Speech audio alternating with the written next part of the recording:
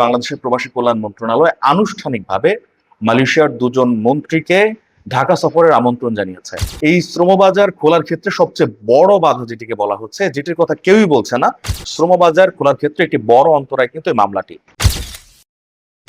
বাংলাদেশের জন্য মালয়েশিয়া শ্রমবাজার খুলবে কিনা এটি নিয়ে নানান সন্দেহ, উৎকণ্ঠা, সম্ভাবনা, আশা দুরাশা অনেক কিছুই গত বেশ কদিনে আমরা দেখতে পেয়েছি গণমাধ্যম এবং সামাজিক যোগাযোগ মাধ্যমে।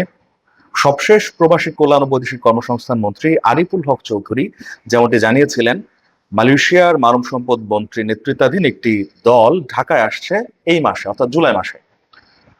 সেটির একটি আপডেট এসছে নতুন, সেটি হচ্ছে বাংলাদেশের প্রবাসী কল্যাণ মন্ত্রণালয় আনুষ্ঠানিকভাবে মালয়েশিয়ার দুজন মন্ত্রীকে ঢাকা সফরের আমন্ত্রণ জানিয়েছে। মূলত শ্রমবাজার ইস্যুতে আলোচনা করতে যে জয়েন্ট ওয়ার্কিং গ্রুপ রয়েছে, দুই দেশের যে কর্মকর্তারা রয়েছেন, বাংলাদেশের প্রবাসী কল্যাণ মন্ত্রণালয়ের কর্মকর্তা এবং মালয়েশিয়ার মানব সম্পদ মন্ত্রণালয়ের কর্মকর্তা, তাদের একটি কমিটি রয়েছে। তাদেরকে নিয়ে একটি বৈঠক হবার কথা রয়েছে ঢাকায় এই মাসেই। তো সেটির জন্য প্রবাসী কল্যাণ মন্ত্রী ইতোমধ্যেই মালয়েশিয়ার দুজন মন্ত্রীকে চিঠি দিয়েছেন আমন্ত্রণ জানিয়ে। এই ভিডিও তৈরি করা পর্যন্ত এখনো পর্যন্ত সেই চিঠির কোনো উত্তরের ব্যাপার আমরা জানতে পারিনি। বাংলাদেশ হাইকমিশন কিংবা প্রবাসী কল্যাণ মন্ত্রণালয়ের সূত্রে মালয়েশিয়ার সরকার বা মালয়েশিয়ার মন্ত্রণালয় এই চিঠির কোনো উত্তর দিয়েছে কিনা সেটি আমরা জানতে পারিনি। তবে বাংলাদেশ সরকারের পক্ষ থেকে যে সেই জয়েন্ট ওয়ার্কিং গ্রুপকে বৈঠকের জন্য ঢাকায় আমন্ত্রণ জানানো হয়েছে সেটি এক প্রকার নিশ্চিত। প্রবাসী কল্যাণ মন্ত্রণালয়ের একাধিক সূত্র আমাদেরকে বিষয়টি নিশ্চিত করেছে। তো এখন আলোচনা হচ্ছে যে এ মাসে কি এই বৈঠকটি হবে কিনা, এটি নির্ভর করছে মালয়েশিয়া সরকারের সিদ্ধান্তের উপর। যদি মালয়েশিয়া সরকার সেই চিঠির আমন্ত্রণে সাড়া দিয়ে ঢাকা সফর করেন, বিশেষত মালয়েশিয়ার মানব সম্পদ মন্ত্রী, আমরা প্রবাসী কল্যাণ মন্ত্রণালয় সূত্রে যেটি জানতে পেরেছি, মালয়েশিয়ার মানব সম্পদ মন্ত্রী এই আমন্ত্রিতদের তালিকায় আছেন। অন্য একজন মন্ত্রী, সেই ব্যাপারে বিস্তারিত না জানা গেলেও আমরা ধারণা করছি তিনি মালয়েশিয়ার স্বরাষ্ট্রমন্ত্রী হতে পারেন। তবে মূলত জয়েন্ট ওয়ার্কিং গ্রুপের বৈঠকের জন্য এই আমন্ত্রণ বা চিঠি চালাচালি। এখন অপেক্ষা করতে হবে মালয়েশিয়ার পক্ষ থেকে এই চিঠির কোনো উত্তর আসে কিনা, কিংবা উত্তর আসলে সেটি কিভাবে আসে বা কি আসে, তারা কি এ মাসে অর্থাৎ জুলাই মাসে জয়েন্ট ওয়ার্কিং গ্রুপের বৈঠক করতে আগ্রহী কিনা। এই বৈঠকের মাধ্যমেই মূলত শ্রমবাজার নিয়ে যেসব জটিলতা রয়েছে সেই জটিলতার নিরসন হবে।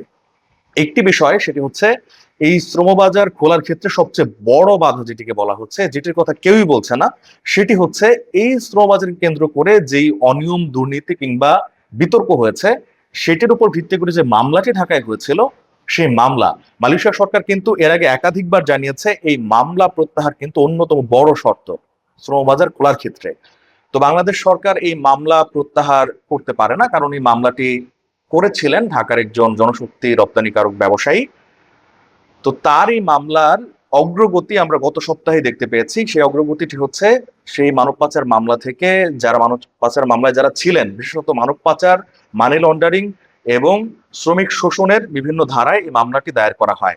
গত সপ্তাহে ডিবি যে তদন্ত প্রতিবেদন আদালতে দিয়েছে, সেখানে ডিবি জানিয়েছে যে যাতে করে মানব পাচার এবং মানি লন্ডারিং এর সেই ধারাগুলো থেকে অব্যাহতি দেওয়া হয়, সেই সুপারিশ জানিয়ে তদন্ত প্রতিবেদন আদালতে দাখিল করা হয়েছে। আদালত এ ব্যাপারে এখনো পর্যন্ত কোনো সিদ্ধান্ত জানায়নি, নির্ভর করছে আদালতের সিদ্ধান্তের উপর। যদি মানব পাচার, বিশেষত মানব পাচারের ধারাটি এত গুরুত্বপূর্ণ কেন, কারণ এই মানব পাচারেরই ধারাকে কেন্দ্র করে মালয়েশিয়া সরকার কিন্তু ব্যাপক বিব্রত অবস্থায় রয়েছে। আন্তর্জাতিক একাধিক গণমাধ্যম, ব্লুমবার্গ থেকে শুরু করে রয়টার্স, এছাড়াও মালয়েশিয়ার একাধিক গণমাধ্যম, বাংলাদেশের গণমাধ্যমগুলোতে মালয়েশিয়া সরকারকে জড়িয়ে কিন্তু খবরগুলো প্রকাশিত হয়েছে যে সরকারের একাধিক অংশ এর সঙ্গে জড়িত আছে। বিশেষত সিন্ডিকেট যে করেছে দাতু আমিন বলা হচ্ছে, সেই দাতু আমিনের সঙ্গে সরকারের বিভিন্ন অংশের যোগসাজশ রয়েছে। গণমাধ্যমের প্রতিবেদনগুলোতে এই বিষয়টি উঠে আসে। সুতরাং এই মামলাটি যদি থাকে, শ্রমবাজার খোলার ক্ষেত্রে একটি বড় অন্তরায় কিন্তু এই মামলাটি সম্ভবত, যেহেতু এখন ডিবি তদন্ত প্রতিবেদন দিয়েছে, এখান থেকে মানব পাচার এবং মানি লন্ডারিং এর ধারা সরিয়ে তবে অন্যান্য ফৌজদারি অপরাধগুলো থাকছে, যেমন শ্রমিক শোষণ, অর্থ আত্মসাৎ, এই বিষয়গুলো থাকবে।